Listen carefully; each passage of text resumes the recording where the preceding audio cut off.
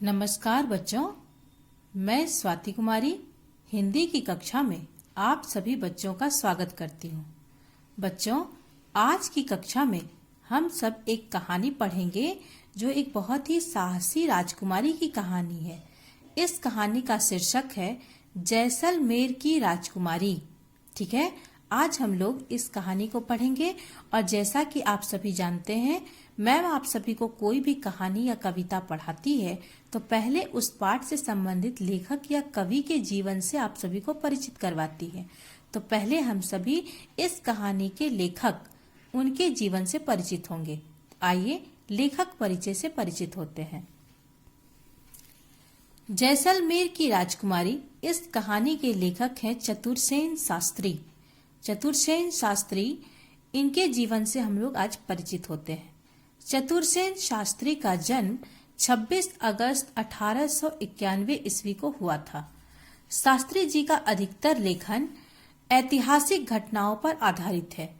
ऐतिहासिक घटनाओं मतलब इतिहास में घटी हुई घटना, कहानी, इतिहास में जो कुछ भी घटित हो चुकी है, इनकी अधिकतर रचनाएं ऐसी घटनाओं पर ही आधारित हुई है। इनकी प्रमुख रचनाओं में क्या क्या है? वैशाली की नगरवधू, सोमनाथ, वयम रक्षामः, गोली, धर्मपुत्र आदि ये इनकी प्रसिद्ध रचनाएं हैं। और ऐसे महान लेखक, ऐसे महान साहित्यकार, इनकी मृत्यु 2 फरवरी 1860 ईस्वी को हुई थी। 2 फरवरी 1960 ईस्वी को हुई थी। ठीक है, ये रहा हमारा लेखक परिचय। और अब हम लोग इस कहानी से परिचित होंगे। बहुत ही इंटरेस्टिंग कहानी है, आप लोग ध्यान से सुनिएगा। कहानी है जैसलमेर की राजकुमारी। पहले हम लोग ये पढ़ेंगे, सुनिए।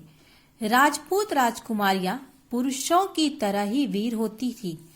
रानी पद्मिनी की वीरता के विषय में हम सब जानते हैं।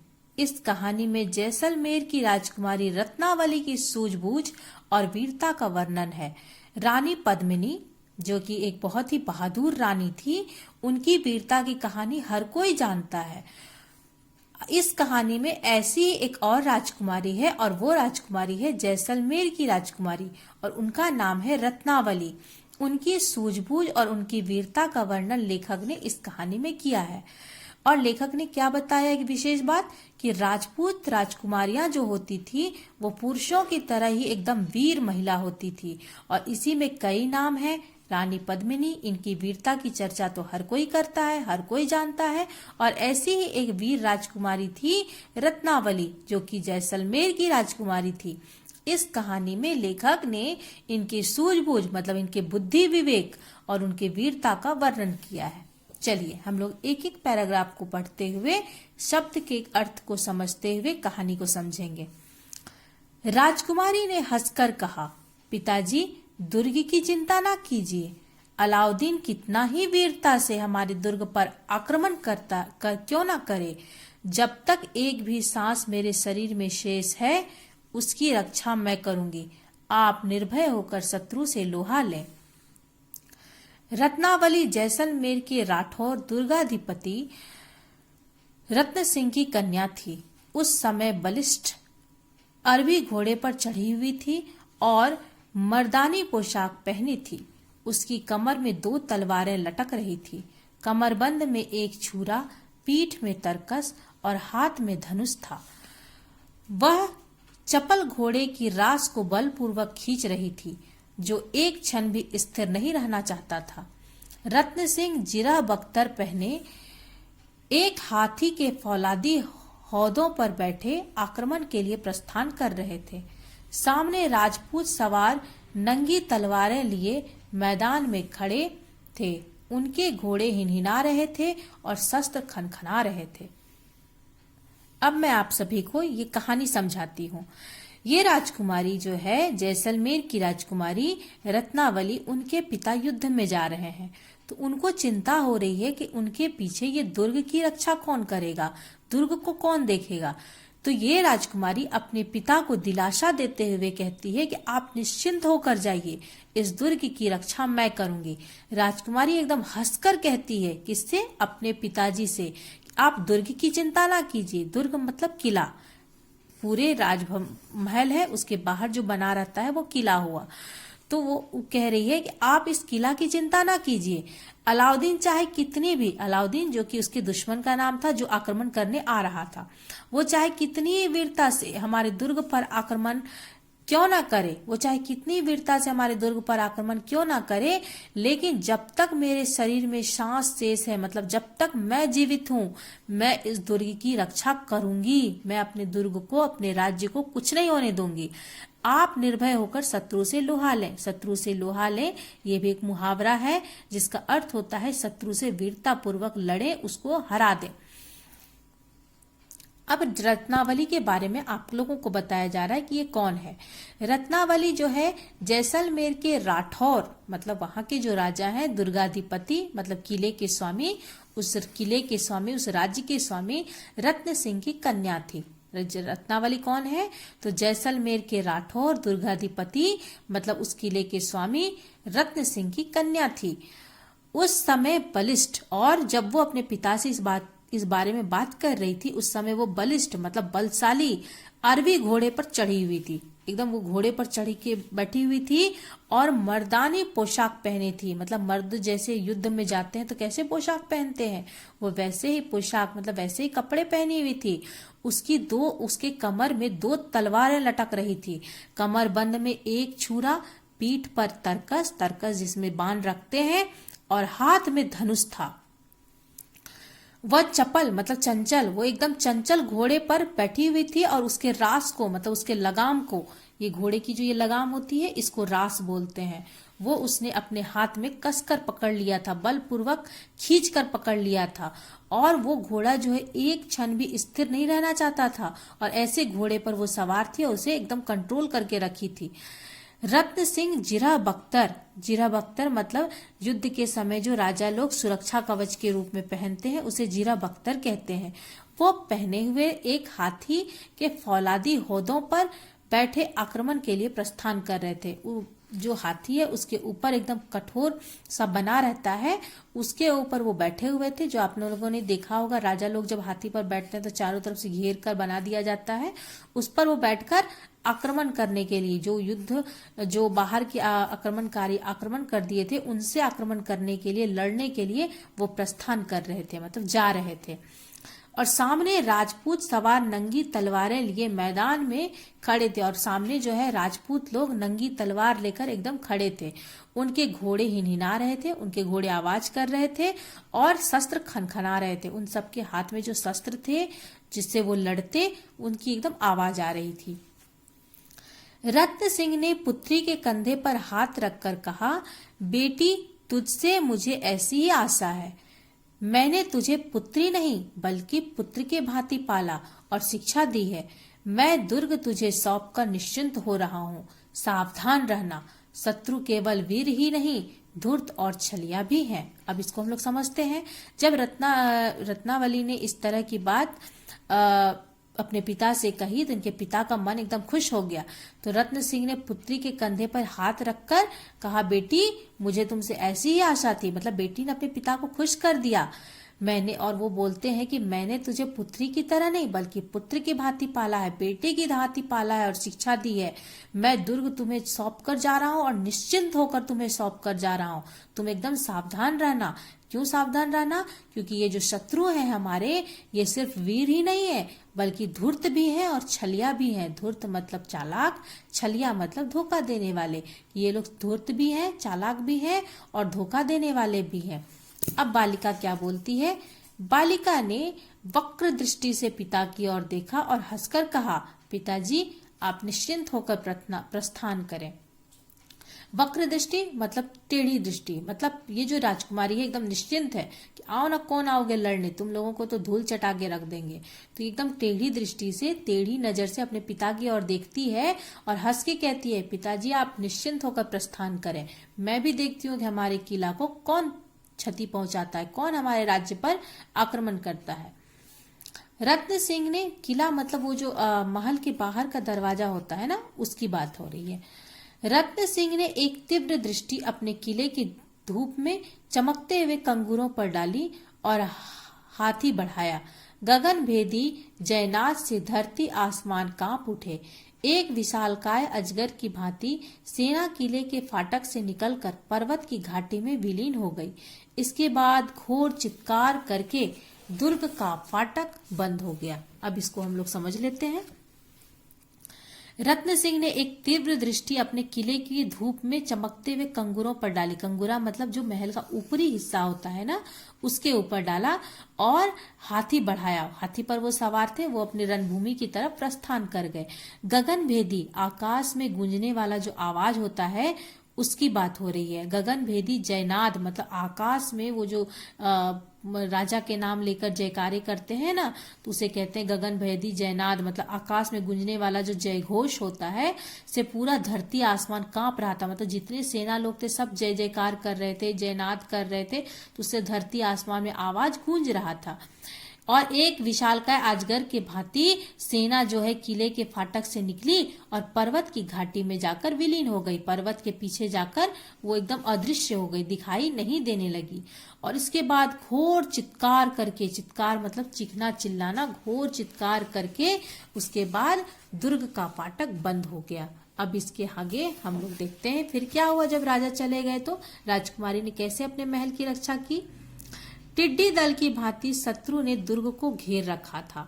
सब प्रकार की रसद, रसद मतलब खाने का सामान, बाहर से आनी बंद थी, पर जैसलमेर का दुर्ग गर्व से मस्तक उठाए खड़ा था। ये जो शत्रु दल थे उन्होंने टिड्डे छोटे छोटा होता है, वो भारी संख्या में आते हैं, तो उसने एकदम टिड्डे की तरह मतलब भारी संख्या में पूरे दुर्ग को घेर रखा था। और सब तरह का खाने का सामान जो कि जरूरी है, अगर नहीं रहेगा हमारे पास खाने का सामान तो हम जीवित कैसे रहेंगे, उससे वो सब उसने महल के अंदर आने ही बंद करवा दिया था।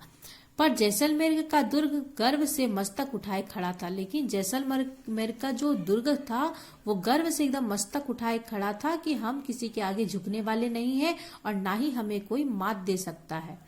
दुर्ग रक्षिणी रत्नावली निर्भय होकर अपने दुर्ग में सुरक्षित बैठी शत्रुओं के दांत खट्टे कर रही थी। उसकी अधीनता में पुराने विश्वस्त राजपूत वीर थे जो मृत्यु और जीवन को खेल समझते थे। वह कहती, मैं स्त्री हूं पर अबला नहीं, मुझ में मर्दों जैसा साहस और हिम्मत है। लेकिन ये दुर्ग रक्षिणी मतलब दुर्ग की रक्षा करने वाली कौन, रत्नावली, एकदम निर्भय होकर बिना डरे अपने दुर्ग में सुरक्षित बैठी हुई थी और शत्रुओं के दांत खट्टे कर रही थी। मतलब उसको बराबर वो हरा रही थी। जैसे कोई आक्रमण करने आता था उसको जबरदस्त तरीके से हराकर वापस भेज देती थी। उसकी अधीनता में जितने पुराने विश्वस्त मतलब विश्वास करने योग्य राजपूत वीर थे जो मृत्यु और जीवन को एकदम खेल समझते थे, कि वो मृत्यु से बिल्कुल भी नहीं डरते थे। जैसे हम लोग खेलते हैं पिट्टो कबड्डी ये सब, वैसे वो लोग जीवन और मृत्यु का खेल खेलते थे, ऐसे उसको खेल समझते थे। और रत्नावली खुद क्या कहती थी, मैं स्त्री जरूर हूं पर मैं अबला नहीं हूं। अबला मतलब कमजोर, कि मैं अबला नहीं हूं, मुझ में तो मर्दों जैसा ही साहस और हिम्मत है। आओ न कौन आओगे मेरे से लड़ने, मैं सबको पछाड़ दूंगी।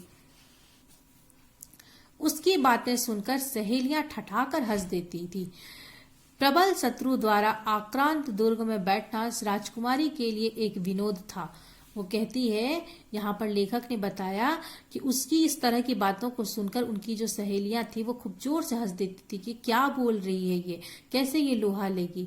प्रबल शत्रु द्वारा, प्रबल मतलब एकदम मजबूत, एकदम वीर शत्रु द्वारा आक्रांत दुर्ग में बैठना राजकुमारी के लिए एक विनोद था। विनोद मतलब खेल, एक हंसी मजाक की चीज, कि एकदम जो वीर शत्रु लोग थे उनके आक्रांत मतलब जिस पर हमला किया गया हो, वो वैसे लोगों के हमले करने की तैयारी पर भी ये राजकुमारी दुर्ग में एकदम बैठे रहती थी, एकदम सामने। ये सारी चीजें उसके लिए सिर्फ एक खेल था, हंसी मजाक था। जैसे कोई शत्रु अगर किसी पर आक्रमण करने आए तो लोग भाग जाते हैं, छुप जाते हैं, लेकिन लोग आक्रमण करने आए और उसमें भी ये राजकुमारी एकदम दुर्ग के सामने बैठ जाती थी। इसके लिए ये सिर्फ एक खेल था, हंसी मजाक की चीज। मलिक काफूर एक गुलाम था जो यवन सेना का अधिपति था। उसने सोचा था कि जब किले में खाद्य सामग्री कम हो जाएंगे दुर्ग वश में आ जाएगा। फिर भी वह समय समय पर दुर्ग पर आक्रमण कर देता था, पर दुर्ग के चट्टानों और भारी पत्थरों को कोई क्षति नहीं पहुंचती थी। राजकुमारी बहुधा बुर्ज पर से कहती, ये धूर्त गर्द उड़ाकर और गोलियों की वर्षा कर मेरे किले को गंदा और मैला कर रहे हो, इससे क्या लाभ। मलिक कफूर एक गुलाम था जो कि शत्रु पक्ष का था। वो यवन सेना का अधिपति था, मतलब उसका वो स्वामी था। अधिपति मतलब स्वामी था। तो उसने क्या सोचा ना कि जब खाद्य सामग्री नहीं आने दे रहे किले में, तो जब एकदम कम हो जाएगा तो ये दुर्ग अपने आप वश में आ जाएगा, अपने आप उसके अधीन आ जाएगा। लेकिन फिर भी वो समय समय पर दुर्ग पर आक्रमण कर देता था, गोलियां चलवा देता था, भारी भारी पत्थरें फेंकवा देता था। तो उस दुर्ग के चट्टानों और भारी पत्थरों को इससे कोई क्षति नहीं पहुंचती, कोई नुकसान नहीं पहुंचती थी। और राजकुमारी बहुधा मतलब बहुत हद तक, बुर्ज मतलब गुंबद, जो बाहर का एकदम जगह है, एकदम मेन द्वार, वहीं पर वो रहती थी। और वहां से वो कहती थी कि यह धूर्त गर्द उड़ाकर, मतलब इस तरह के आक्रमण करके और गोलियों की वर्षा करके मेरे किले को गंदा और मैला जो कर रहे हो, इससे तुम्हें कोई लाभ नहीं होने वाला है। मतलब मेरा दुर्ग तुम्हारे अधीन नहीं होगा। यवन दल ने एक बार फिर दुर्ग पर आक्रमण किया। जब शत्रु आधी दूर तक दीवारों पर चढ़ आए तो भारी भारी पत्थरों और गरम तेल की वह मार पड़ी कि शत्रु सेना छिन्न भिन्न हो गई। कितनों के मुंह झुलस गए। हजारों यवन तौबा तौबा करके प्राण लेकर भागे। जो प्राचीर तक पहुंचे उन्हें तलवार के घाट उतार दिया गया। यवन सेना एक बार फिर दुर्ग पर आक्रमण करने का योजना बनाया। और योजना भी क्या बनाई कि आधी रात को पहुंचेंगे। जब शत्रु आधी दूर तक दीवारों पर चढ़ गए तो राजकुमारी ने क्या किया, जब वो दीवार पर चढ़ रहे थे ना, तब तो चढ़ने दिया।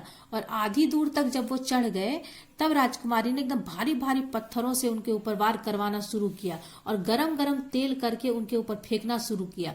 इससे क्या हुआ, शत्रु सेना एकदम छिन्न भिन्न हो गए। कितनों के एकदम मुंह झुलस गए। हजार यवन जो थे वो लोग तो एकदम तौबा तौबा करके मतलब एकदम प्राण लेकर भागे। और जो प्राचीर मतलब जो चार दीवारी मतलब एकदम ऊपर तक पहुंच गए थे, वहां उन्होंने उसे अपने तलवार से एकदम मौत के घाट उतार दिया, मतलब मार डाला। राजकुमारी बहुत चिंतित भाव से अति दूर पर्वत की घाटी में सूर्य को डूबते हुए देख रही थी। उसे 4 दिन से पिता का संदेश नहीं मिला था। वह एक बुर्ज के नीचे बैठ गई। उसने देखा एक काली मूर्ति धीरे धीरे पर्वत की तंग राह से किले की ओर अग्रसर हो रही है। उसने समझा पिता का संदेश वाहक होगा। उसे आश्चर्य तब हुआ जब उसने देखा कि वह गुप्त द्वार की ओर न जाकर सिंह द्वार की ओर जा रहा है। राजकुमारी ने एक तीखा बाण हाथ में लिया और छिपते हुए उस मूर्ति के साथ ही द्वार की पौर के ऊपर आ गई। अब देखो, ये जो राजकुमारी है ना, ये एकदम बुर्ज पर बैठी हुई है और बैठकर बाहर की राह देख रही है। इसी समय ये क्या देखती है, इस यहाँ पर जो चित्र है ना, इससे संबंधित ये पैरा है। देखो, राजकुमारी कुछ चिंतित भाव से अति दूर मतलब कुछ दूर, बहुत दूर पर्वत की घाटी में सूर्य को डूबते हुए वो देख रही थी। देखो, देख रही है ना। और उसे 4 दिन से पिता का कोई संदेश भी नहीं मिला था। वह एक बुर्ज के नीचे, बुर्ज मतलब गुबंद मतलब वो बाहर जो दिखने का जगह होता है, बाहर का जो जगह होता है, उसी के बारे में, वहां वो बैठी हुई थी।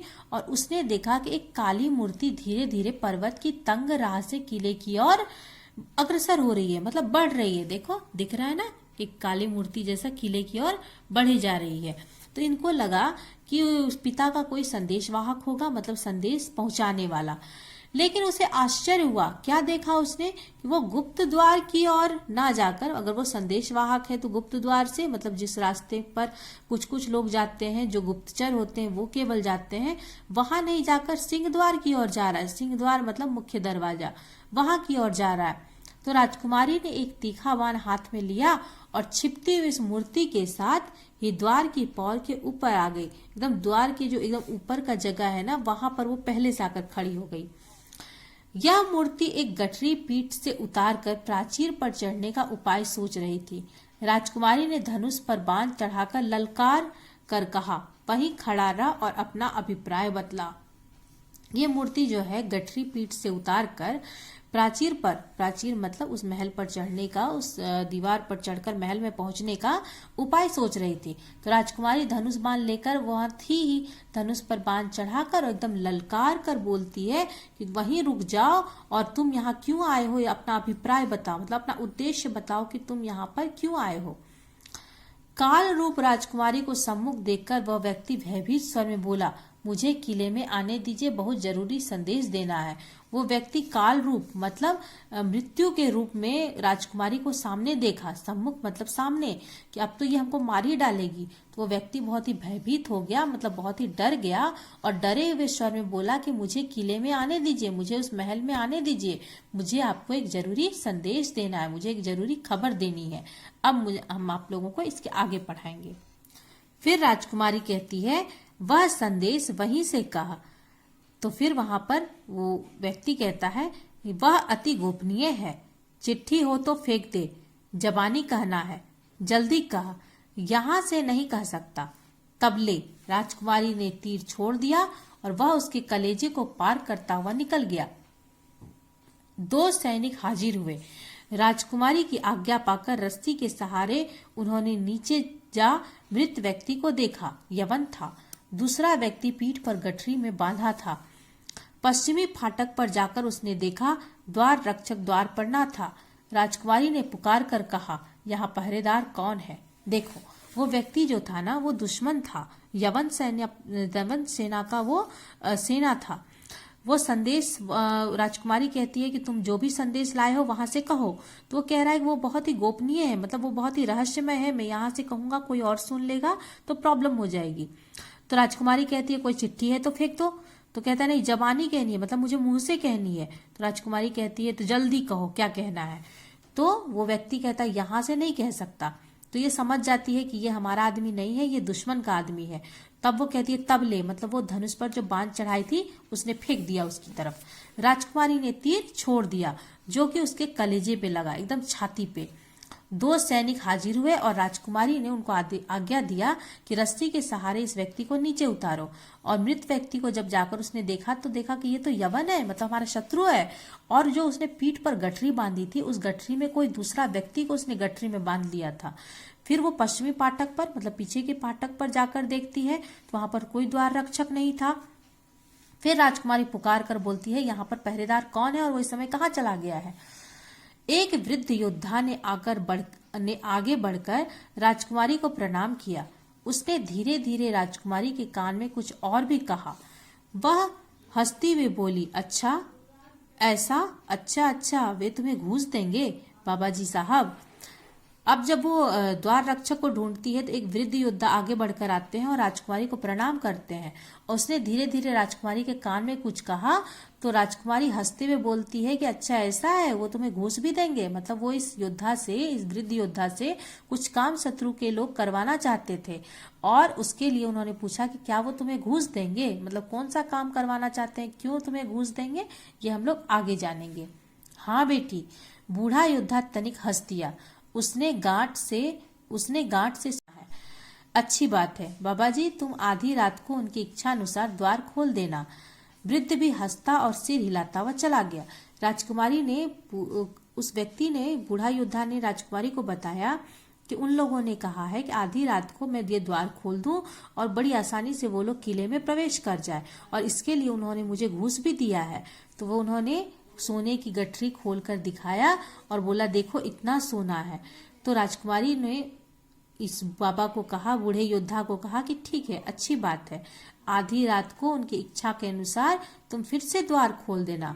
तो वृद्ध व्यक्ति भी समझ गया कि ये तो एकदम राजकुमारी है, तो वीर है, साहसी है, कुछ भी बोल रही है तो योजना के साथ बोल रही है। तो वो भी हंसता हुआ सिर हिलाता हुआ चला गया। 12 बज गए थे। कुछ आदमी दुर्ग की ओर छिपे छिपे आ रहे थे।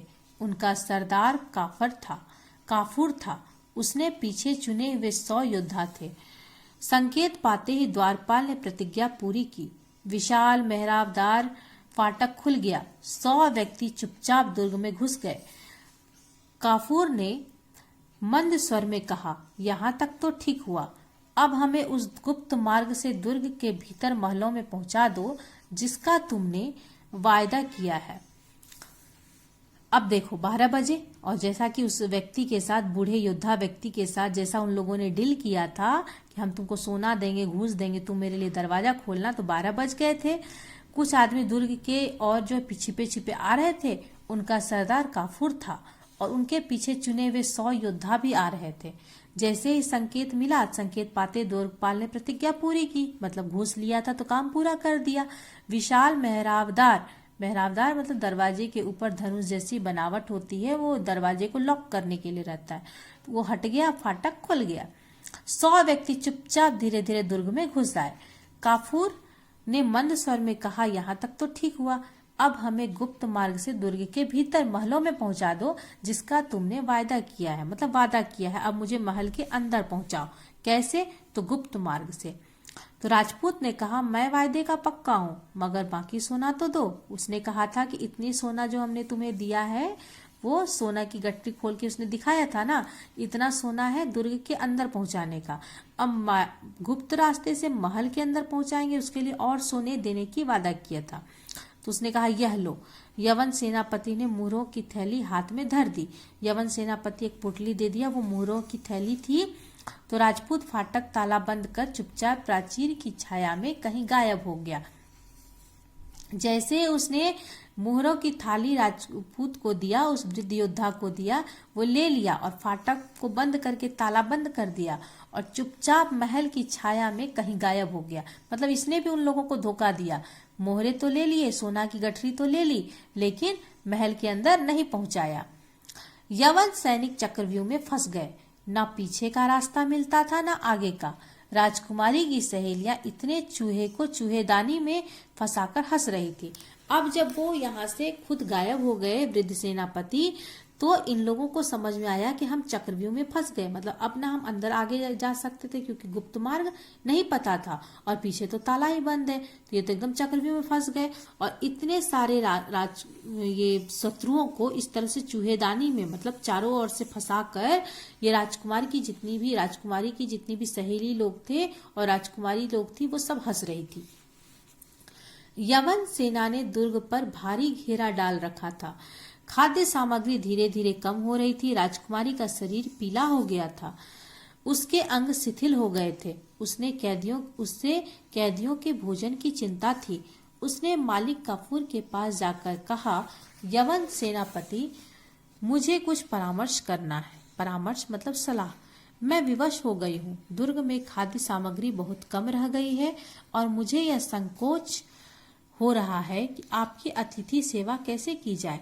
कल से हम लोग 1 मुट्ठी अन्न लेंगे और आप लोग 2 मुट्ठी उस समय तक मिलेगा जब तक दुर्ग में अन्न रहेगा।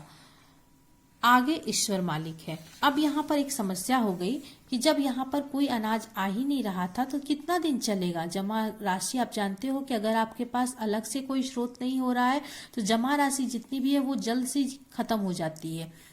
तो यवन सेना दुर्ग पर भारी डेरा डालकर रख दिया कि ठीक है, कोई बात नहीं, हम पीछे नहीं जा सकते, आगे नहीं जा सकते, अपनी सेना लेकर यहीं बैठे रहो। कोई अगर आक्रमण करेगा तो फिर हम भी लड़ लेंगे और अनाज को भी अंदर नहीं जाने देंगे। तो एक तरह से राजकुमारी लोग भी फंस गई।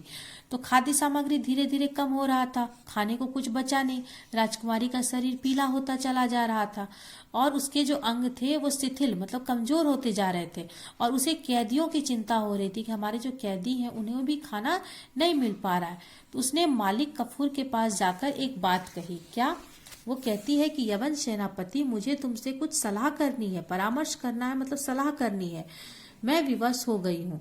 दुर्ग में खाद्य सामग्री बहुत कम रह गई है और मुझे ये संकोच हो रहा है कि आप लोग जो यहाँ है तो आपका अतिथि सत्कार भी हम नहीं कर सक पा रहे हैं। तो जहाँ पर अन्न का भंडार अभी भी है, वहां से कल से हम लोग 1 मुट्ठी अन्न लेंगे तो आप लोग 2 मुट्ठी अन्न लीजिएगा और ये तब तक चलेगा जब तक कि दुर्ग में अन्न रहेगा। आगे ईश्वर मालिक, जब यहाँ भी अन्न खत्म हो जाएगा तो आगे ईश्वर है। मालिक काफूर थोड़ा अच्छा आदमी था, उसकी आंखों में आंसू आ गए और उसने कहा, राजकुमारी, मुझे यकीन है कि आप 20 किलो की हिफाजत कर सकती हैं। इसने तो कहा था हम 1 मुट्ठी लेंगे, आप 2 मुट्ठी लीजिएगा। तो मालिक काफूर की आंखों में आंसू आ गए और उसने कहा कि मुझे यकीन है कि आप 20 किलो की हिफाजत कर सकती हैं, मतलब आप 20 किलो लीजिए। तो फिर यहाँ पर राजकुमारी कहती है कि हाँ, मैं कर सकती हूँ, यदि मेरे पास हो तो। फिर राजकुमारी ये कहकर चली जाती है। 18 सप्ताह बीत गए। अलाउद्दीन के गुप्तचर ने आकर शाह को कार्निश की। क्या राजकुमारी रत्नावली किला देने को तैयार है? नहीं खुदाबंद, वहां किसी तरकीब से रसद पहुंच गई है। अब 9 महीने पड़े रहने पर भी किला हाथ ना आएगा। फिर शाही फौज के लिए अब किसी तालाब में पानी भी नहीं है। और क्या खबर है? रत्न सिंह ने मालवा तक शाही सेना को खदेड़ दिया है। अलाउद्दीन ने हतबुद्धि हो महाराज से संधि का प्रस्ताव किया। अब क्या हुआ ना कि 18 सप्ताह ऐसे करके बीत गए। अलाउद्दीन के गुप्तचर ने आकर शाह को कॉर्निश मतलब झुककर नमस्कार करना, झुककर नमस्कार किया। और यहाँ पर अलाउद्दीन पूछते हैं कि क्या राजकुमारी रत्नावली अब किला देने को तैयार है? तो यहाँ पर वो गुप्तचर बोलते हैं नहीं खुदाबंद, मतलब नहीं स्वामी, नहीं मालिक, वहां किसी तरकीब से रसद पहुंच गई, मतलब अनाज वहां पर पहुंच गया। अब 9 महीने भी यहाँ पड़े रहेंगे ना तब भी किला हमारे हाथ नहीं आने वाला, क्योंकि उनको तो अनाज मिल चुका है, वो तब आराम से खा पी रहे हैं, तो वो आपके हाथ में कैसे आएगा? 9 महीने भी पड़े रहिएगा तब भी वो आपको प्राप्त होने वाला नहीं है।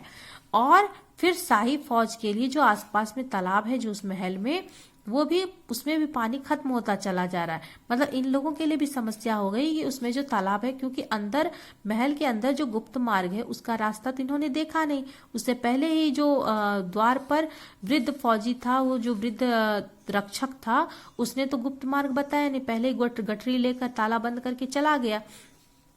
तो इनको अंदर का रास्ता पता नहीं, बाहर दरवाजा में ताला बंद है। तो यहाँ पर वो जो तालाब थे उसमें कहीं पानी बचा नहीं। और क्या खबर है? अलाउद्दीन ने पूछा उस गुप्तचर से, और क्या खबर लाए हो? तो रत्न सिंह ने मालवा तक शाही सेना को खदेड़ दिया। इनके जो शत्रु सेना से जिसके साथ रत्न सिंह गया युद्ध करने के लिए, तो उसके बारे में उन्होंने बताया कि उसको तो उन्होंने मालवा तक एकदम खदेड़ कर रख दिया है। अब अलाउद्दीन हतबुद्धि मतलब घबराया हुआ, अब वो घबरा गया ये खबर सुनकर, और महाराज से संधि का प्रस्ताव किया। और उसने महाराज के पास संधि का प्रस्ताव मतलब संधि के लिए एक निमंत्रण भेजा कि अब हम आपसे संधि करना चाहते हैं, अब हम आपसे लड़ना नहीं चाहते हैं। सुंदर प्रभात था। राजकुमारी ने दुर्ग प्राचीर पर खड़े होकर देखा, शाही सेना डेरा डंडा उखाड़कर जा रही है और महाराज रत्न सिंह अपने सूर्यमुखी झंडे को फहराते विजयी राजपूतों के साथ दुर्ग की ओर आ रहे हैं। अब क्या हुआ ना, सुंदर प्रभात मतलब सुबह, एकदम सुबह बहुत ही सुंदर सुबह थी, और राजकुमारी दुर्ग प्राचीर पर खड़े होकर, एकदम महल के ऊपर खड़े होकर वो क्या देखती है कि शाही सेना अपना पूरा डेरे डंडा जितना भी है सब उखाड़ कर जा रही है। वो उन लोगों ने हार मान लिया। और उधर से वो क्या देख रही है कि महाराज रत्न सिंह जो कि उनके पिता हैं, वो सूर्यमुखी झंडे को फहराते हुए विजयी राजपूतों के साथ दुर्ग की ओर आ रहे हैं। देखो ये सूर्यमुखी झंडे हैं और विजयी रथ पर वो एकदम चले आ रहे हैं। मंगल कलश सजे थे, बाजे बज रहे थे, दुर्ग में प्रत्येक वीर को पुरस्कार मिल रहा था। मलिक काफूर महाराज के बगल में बैठे थे। महाराज ने कहा, खान साहब, किले में मेरी गैर हाजिरी में आपको तकलीफ और असुविधाएं हुई होगी, उसके लिए आप माफ करेंगे। युद्ध के नियम कड़े होते हैं, फिर किले पर भारी मुसीबत था, लड़की अकेली थी, जो बन सका किया। मलिक काफूर जो था वो महाराज का बड़ा ही विश्वास पात्र इंसान था। तो उसने जो है मंगल कलश सज रहे थे, मतलब मंगल की जो एक कलश होती है स्वागत के लिए, वो सज रहा था, बाजे बज रहे थे। दुर्ग में प्रत्येक वीर जो थे जिन्होंने युद्ध में भाग लिया था, उन सबको सम्मानित किया जा रहा था पुरस्कार देकर। और मलिक काफूर महाराज के बगल में बैठे थे। महाराज ने उनसे कहा कि खान साहब, किले में मेरी गैर हाजिरी में आपको जो भी तकलीफ हुई उसके लिए हम आपसे माफी मांगते हैं। आपको तकलीफ हुई, असुविधा हुई, इसके लिए हम आपसे माफी मांग रहे हैं। आप हमें इन सब के लिए माफ कीजिए।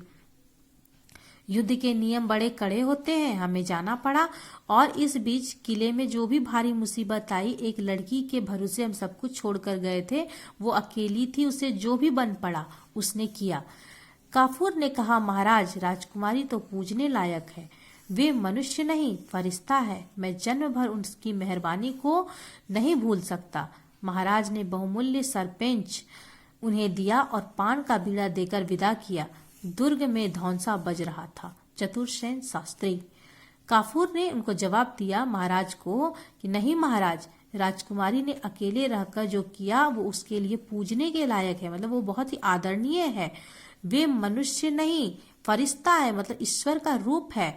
मैं जन्म भर उनकी मेहरबानी को नहीं भूल सकता, उनके उपकार को कभी नहीं भूलूंगा। ये इतनी साहसी राजकुमारी है कि मैं कुछ बोल ही नहीं सकता। महाराज ने फिर उनको बहुमूल्य सरपेंच मतलब पगड़ी में लगाया जाने वाला एक जेवर है जो बड़े ही सम्मान के साथ दिया जाता है, वो उन्हें दिया और पान का बीड़ा लेकर उनको विदा किया। पान का बीड़ा देना बड़ा ही सम्मान का प्रतीक होता है, देकर उनको विदा किया। दुर्ग में धौंसा बज रहा था। धौंसा मतलब बड़ा नगाड़ा जो होता है, वो जो एकदम राजा महाराजा के लिए ऐसे ऐसे करके पूरा ढोल की तरफ बजाया जाता है, वो बड़ा नगाड़ा पूरे दुर्ग में बज रहा था। ठीक है, मुझे लगता है ये कहानी आप लोगों को समझ में आ गया होगा। ये पाठ यहाँ समाप्त हुआ। एक बार फिर से आप लोग इसे पढ़िएगा, और अगर जरा सा भी प्रॉब्लम हो, कुछ नहीं समझ में आया हो, तो आप कभी भी क्वेश्चन पूछ सकते हैं, कोई दिक्कत नहीं। और इसका क्वेश्चन आंसर मैं बनाकर PDF में आपको भेज दूंगी, और आप लोग उसे जरूर नोट कर लीजिएगा। ठीक है, आज की पाठ यहाँ समाप्त हुई। धन्यवाद।